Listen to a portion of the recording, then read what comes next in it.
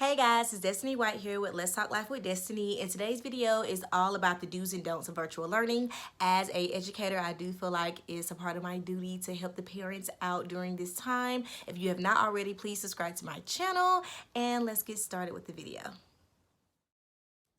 Don't underestimate your child. Your child knows and understands way more than what you think, okay? It's time for them to be more independent. Even if you have a first or second grader, it is time for you to start letting them log onto the computer by themselves. Maybe the first couple of times you sit and watch them do it, but if you are still logging on for your child, you need to stop that. Maybe if they're in kindergarten, but even in kindergarten, I promise you, you can train those kids to start logging on to those Chromebooks by themselves. So it's time for you guys to stop micromanaging your kids as much as you have been and step back and let them be more independent. I promise you, they're independent at school. The teacher does not have enough time to walk around and log in 20 kids on the computer. They know how to do it themselves. So step back and don't underestimate how smart and how well they can use that technology. It's time for them to be more independent. Do get organized. If you guys are not already doing this, please start getting things ready the night before. Have them go ahead and pick out their clothes, go ahead and have them ironed and ready, because your child should be getting dressed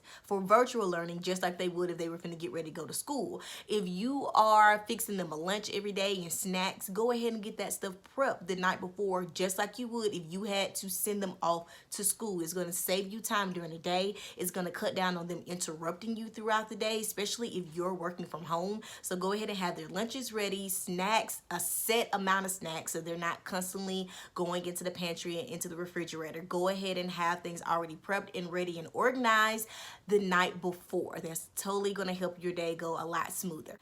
Don't expect your child to be as responsible as you would be. Okay, even if you have a high schooler, I know you're thinking my 10th grader should know better. Do not expect them to stay on top of their own schoolwork and turn it in on time. They are not.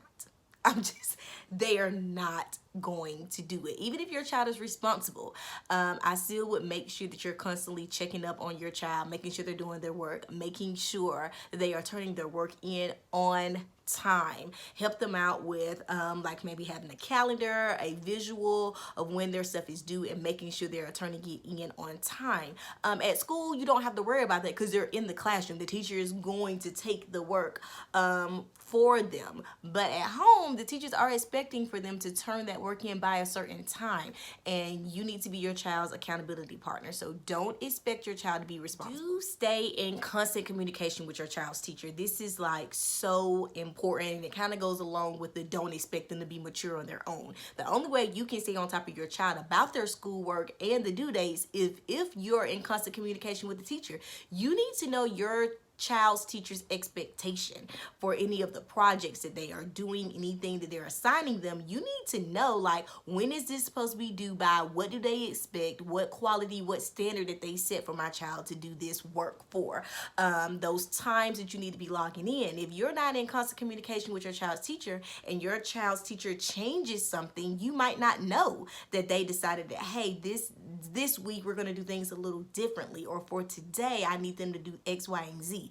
You need to make sure that you are in constant communication with your child's teacher. Any app that your child teacher might be using to communicate, make sure you have it downloaded on your phone. Make sure you have notifications turned on. I know for me, being a teacher, all the time in the middle of the day, I am constantly sending messages out to my parents, and I can tell those who have their notifications on and those who probably only check it once a day. Like, you need to know what's going on, what's being expected of your child and of you. So make sure you're in constant communication with your child's teacher or teachers. If you have like middle schooler and high schooler, they might have multiple teachers, and I know that might be aggravating because you may feel like, oh my goodness, I am getting messages from like 3-4 different teachers every day. You need to make sure you're staying on top of all of that, okay? Don't allow your child to do anything at home that you wouldn't expect them to do at school. Don't allow them to lay around in their pajamas. Do not allow them to be laying all on the couch, on the floor, on the bed. That is not appropriate. They need to be dressed appropriately. They need to be sitting up in a chair at a table somewhere. They need to have the TV off. Music does not need to be playing. They do not need to be distracted while they are learning. You need to sit them somewhere quiet. They do not need to be in the same room with another sibling that's doing virtual learning. It's distracting. When it's time for them to communicate with their classmates or their teachers, when they cut their mic on, everybody can hear them, and we don't want the teacher and other classmates to hear you talking in the background, siblings playing, dogs barking, the TV going, music playing. How in the world can they focus like that? They cannot focus, and the teacher's not going to be able to focus, and she's trying to talk and do a small group lesson. The other kids are going to be distracted. So please, please, please don't allow your child to do anything that you wouldn't expect them to do at school. I know some parents are thinking like, oh, this is my house with my child with a snack, they can eat a snack. Your child is not that hungry. I'm just being honest. No. If your child ate breakfast at 9-10 o'clock in the morning, they don't need a big bag of chips and juice and drink and sitting there doing this while they're supposed to be learning. It is distracting to everyone. Please put the snacks up. They can have snacks in between their class. They do not need to eat right in the middle of the lesson. Also, things like going to the bathroom. Do we allow bathroom breaks at school? Yes, but there's a time and a place for everything. In the middle of the teacher teaching, your child should not be getting up, moving around a lot. They don't need to be getting up, getting a snack, getting up, going to the bathroom, getting up, going outside to take the trash out.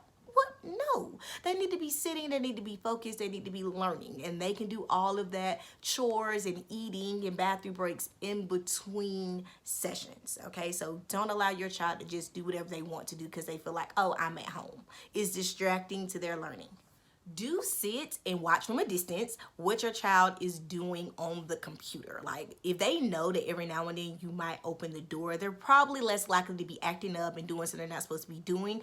Also, that goes in knowing what your child is learning. If you just open the door, just sit from a distance, not right next to your child, all in the camera view, guys. Step back a little bit and just listen to what they're learning about in each subject area is really going to help you stay on it with helping them. Staying in communication with your child's teacher is really going to help that too. It's going to be really hard for you to help your child if they're struggling if you have no clue what they're even learning or how that teacher is going about teaching certain lessons, especially in math. If your child is struggling in math, how about you sit in on your child's math lesson, like I said, out of the camera view, just so you can hear what they are learning and how the teacher is teaching, so you can go back and help your child with their homework or help them study for their test.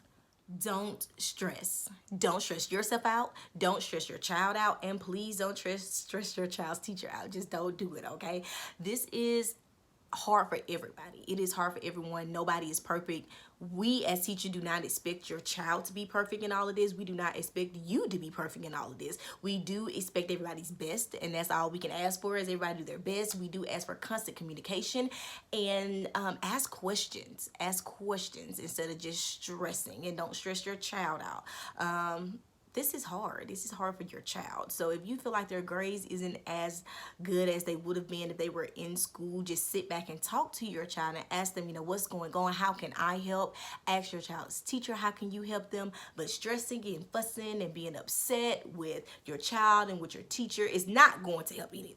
So don't stress. Take a deep breath. Figure out how and what's going to work for you and your family, because what you need to do at your household may be different than what your friends do at their household. And they might be different if you have a 3rd grader and a 7th grader. Their classes look different. Their schedule is different. What you're going to do with your 2nd grader and what you're going to do with your 7th grader is going to look completely different. So you got to figure out what's going to work for you and your child. Do give this video a thumbs up and subscribe to my channel if you have not already, and I hope to see you guys soon.